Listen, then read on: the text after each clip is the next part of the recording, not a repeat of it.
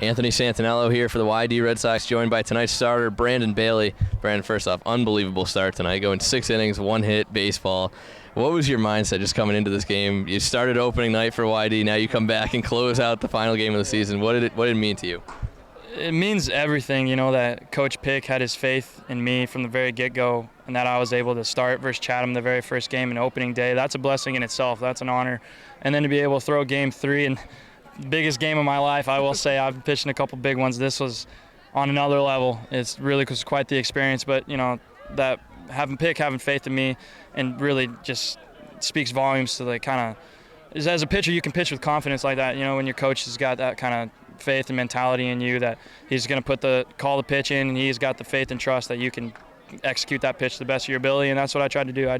They were putting fingers down, I was trying to throw strikes. That's all I was, and I knew Hyannis was going to come out pretty aggressive, so I tried to make sure that my changeup and my curveball and my slider were all working really well and execute the fastball. So it was just amazing. It's unbelievable. Words can't even describe what I'm going through my head right now. I can't. And this team, one of the better hitting teams in the league, obviously, winning the West Division outright.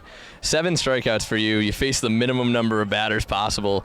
Were you doing anything specific with your changeups, your fastballs, just trying to locate them and pick corners, or just pitching a contact? I would say more just trying to throw strikes low in the zone and trying to work ahead of hitters and just not thinking too much about the last pitch that I threw, just always thinking about next pitch, because you start getting caught up on what's happened the inning before, the last hitter, the last pitch, that's when you start getting in trouble as a pitcher because you're not focusing on what you need to be doing, and that's that next pitch. So I was just trying to make sure that I was throwing all my pitches for strikes and, just let Hyannis kind of get themselves out. I knew they were going to be really aggressive. It's a big game. Adrenaline's going to be pumping, so I tried to make sure that my slider and my changeup I was just throwing them for strikes because I knew they were trying to gear up to hit that fastball. So it's just one of those things. You're not trying to do too much out there, but you're trying to keep your emotions in check at the same time. It's just trying to stay calm and just focus on what you're doing, which is the next pitch. So. And now, aside from a ring, what else are you going to bring back to Gonzaga that you learned this summer? I would have to say learning how to throw my off speeds more consistently for strikes. And I also worked on a 2-seam a lot this year in the bullpen with Coach Blake. And just that killer instinct and that mentality, this league, it humbles you. That's one of those things, like you go back to school and I'm going to go into inter squads and you pitch against some of your teammates back at school. It's kind of, this league, it's on a different level. I told my parents, I was like, this is the best league, best competition I've ever played.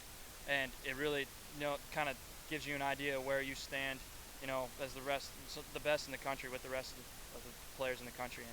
And just taking back the memories and all the experiences and the friendships, those are the most important things, because baseball isn't forever, so you got to take back all those memories and friendships, and it's just a blessing in general. So.